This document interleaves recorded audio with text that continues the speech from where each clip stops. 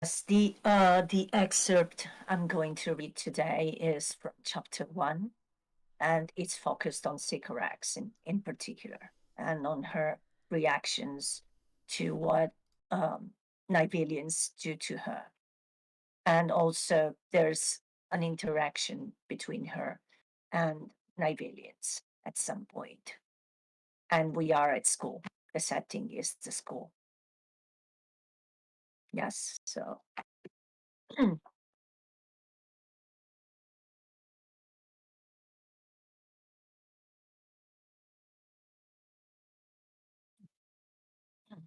Okay. Sycorax stood fuming but speechless, a hurricane of detonation ready to explode, but ultimately failing to. Once again, she remained silent before them, anger racing through her veins, unable to transform into any actual power. If only she could learn how to summon this power, the creatures of bright would vanish to dust. But she never managed to see beyond rage. When the alabaster children attacked her, she felt swallowed by a huge black hole, pulling her closer, dragging her deep underneath the soil, where she sensed real life was. A life without rocks, ice, no snow, though she didn't know how to find it. Despite knowing any reaction on her part would be an insult to the supposedly perfect world of Neville, she longed for that reaction to come and life to appear, finally releasing her from misery. She hated the fact everyone, her parents included, deemed Neville to be the only possible world.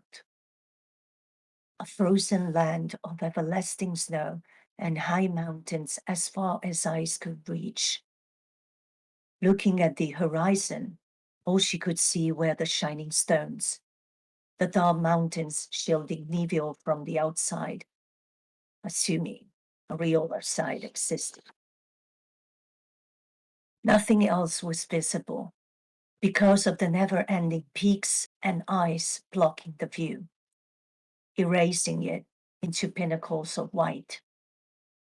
How could that be the only kind of life throbbing in the heart of the world? How could they not see Neville was only a solid confinement of snow, a prison made of ice and rocks? If only she could find this mysterious power she longed for and make those rocks, ice, and snow yield, melting like water. If only she could tear everything down and see what was beyond that white terror, she would finally step into some unknown land of beauty, somewhere different, hidden far away from sight, in the dark tunnels of the invisible. She dreamed of that land as if it was some secret gem made of night, raw like rage, buried deep into the ground, but ready to spring back into the air and obliterate all snow and ice and eternal cold, crushing her breath and freezing her skin with harsh, malevolent words. Something only her heart could understand. Once that vision appeared before her eyes, she would finally know which words to say, which moves to make.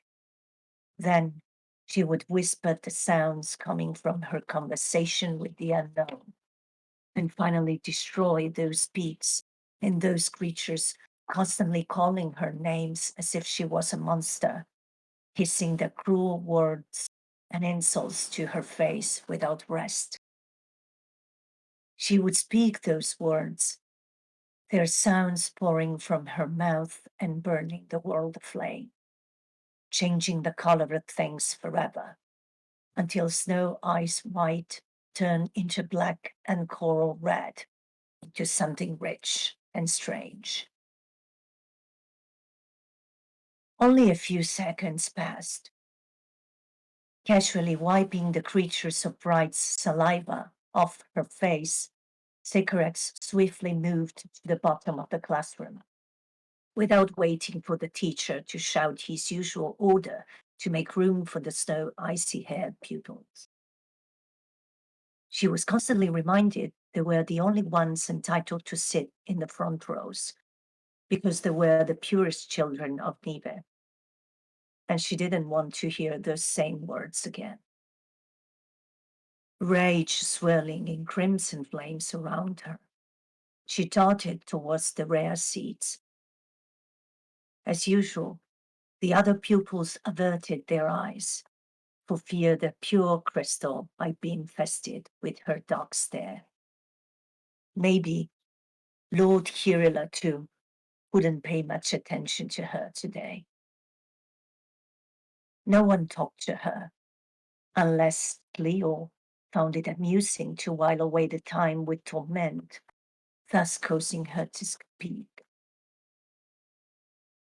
Except for her parents, no other descendant of the Valley of Moss refugees had children.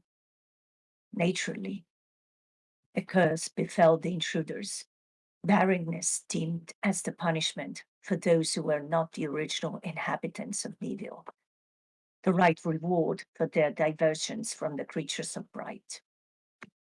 Her parents were an extraordinary, albeit unfortunate, exception, as she was an unwanted singular eccentricity in a realm of absolute perfection.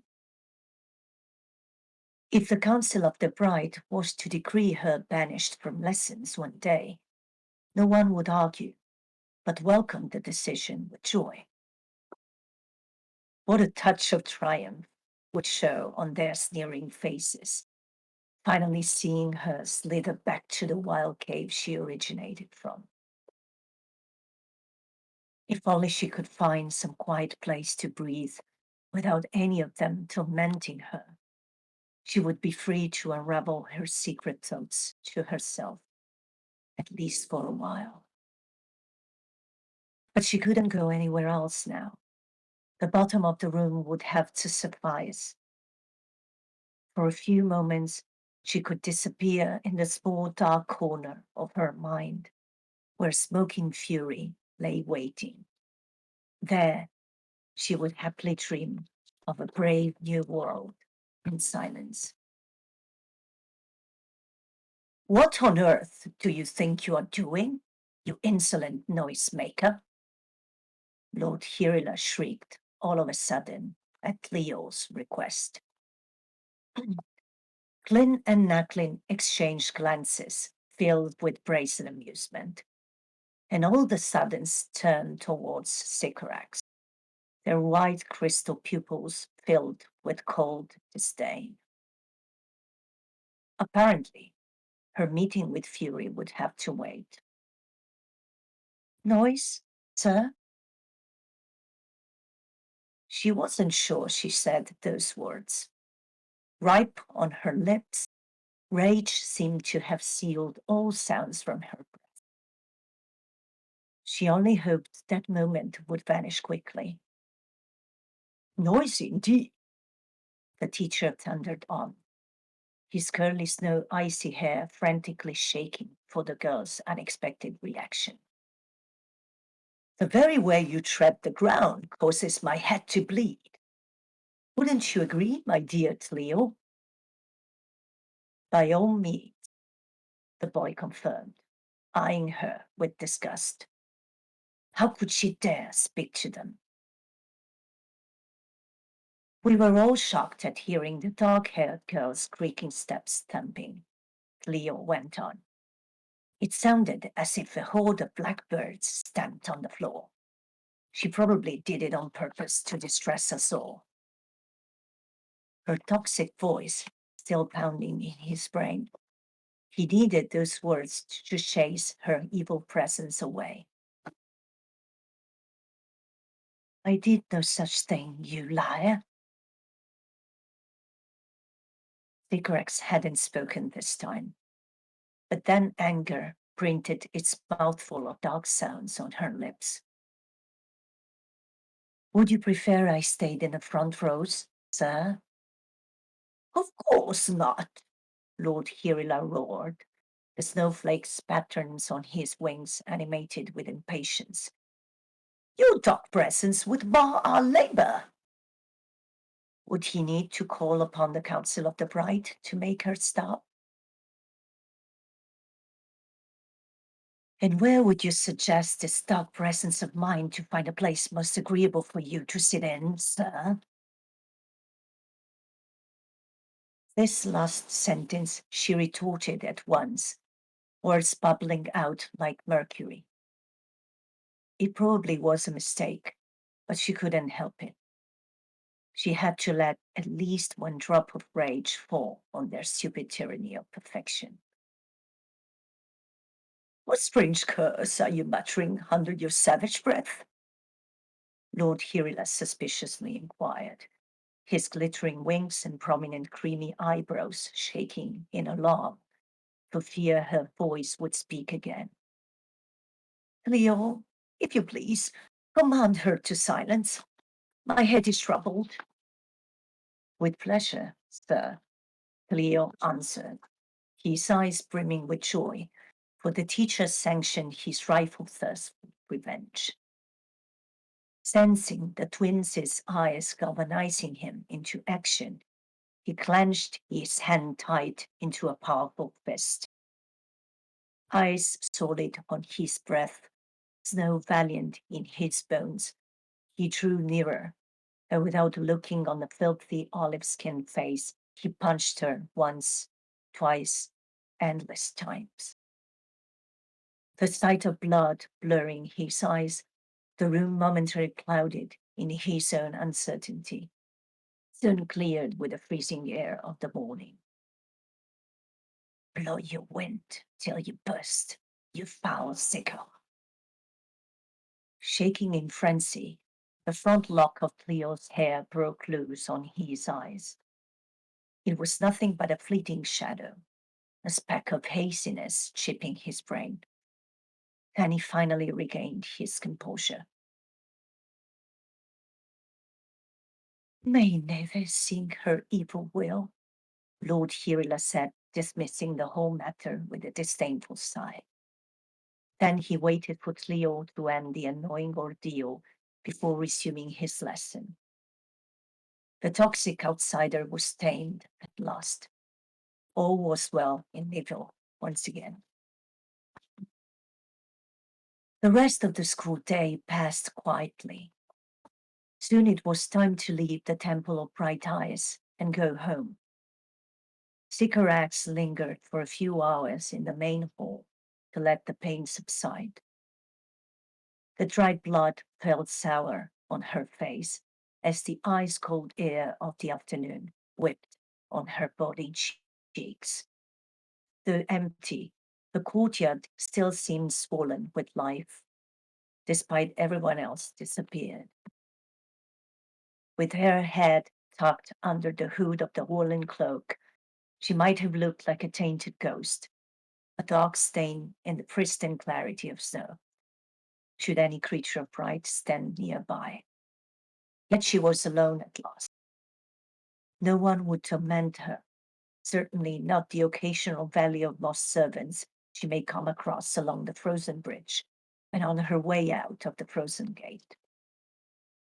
Besieged, as usual, by the cold brink of the perpetual lake, Sycorax moved forward, past every cornerstone of their eternal prison, until isolation cloaked her steps out a mindful mirror to finally meet the Time Tower and disappear into the twilight of the frozen forest. She removed the hood from her head. No grand palaces nor temples were visible there, no stirrings celebrating the endless power of light. Only the bare landscape, unprotected before her gaze, and deafening silence everywhere. Her view of things was unusually vivid. She couldn't tell why. Despite her eyes and lips still covered in frosty anger, everything looked more intense. The icy trees with their cloud-shaped tops and spectre-like barks pinned on the immaculate snow like skeleton gods, and the shining stones looming far beyond. Nothing could surprise her but beholding that stupid Nivelian landscape. It always looked exactly the same, and yet it always ended up being her only companion, the sole witness to utter solitude. She might dream of 1,000 distortions cutting through the monotony of ice, tiny cracks entering the emptiness of white to shatter its eternity from within. That dream could never come true. How come her heart started pounding so noisily then, as soon as she approached the trees? Could her dreams become solid for once and stand against the icy pops of snow? A sudden urge to run propelled her forward, as if some strange force was summoning her to new life. Could that afternoon put an end to all her misery? She raced towards the empty expanse of white, as if to access another dimension, rushing madly into an endless celebration of cold. The shimmering shine of the mountains grew closer and closer, but still she hoped her soaring spirit would rise and dissolve the granite truth of ice, erase the sound of evil children's voices growling at her brain and telling her she was evil. Grinding, loud screams, ululating with scorn, saying she would never evolve growing wings as they did, because her birth was a mistake. Inferior species like hers were doomed to die. The snow suddenly seemed to succumb to her desperate pace until her feet sunk deep into the softer ground underneath, and she fell, face diving in white. A snow piece melted in her mouth.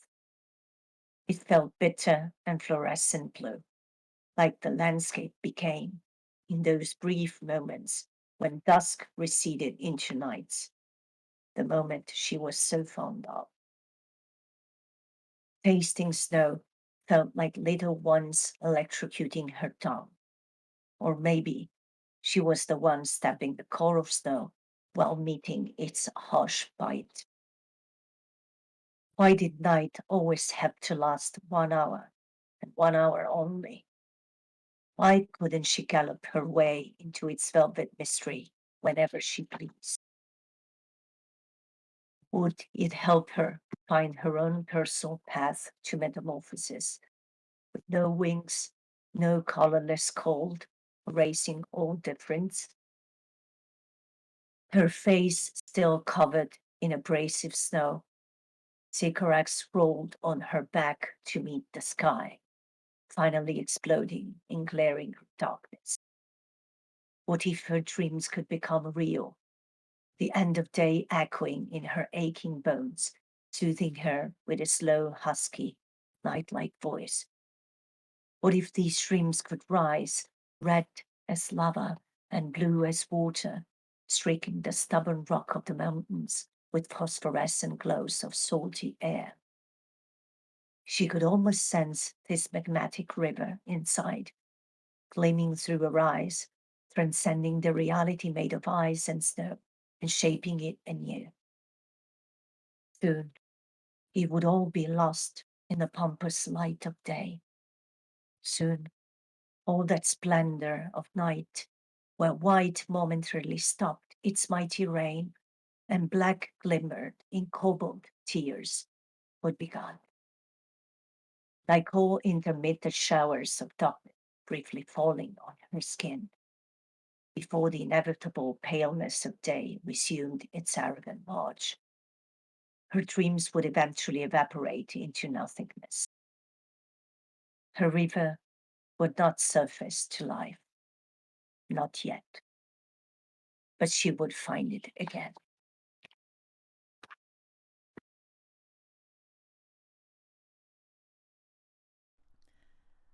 Wow.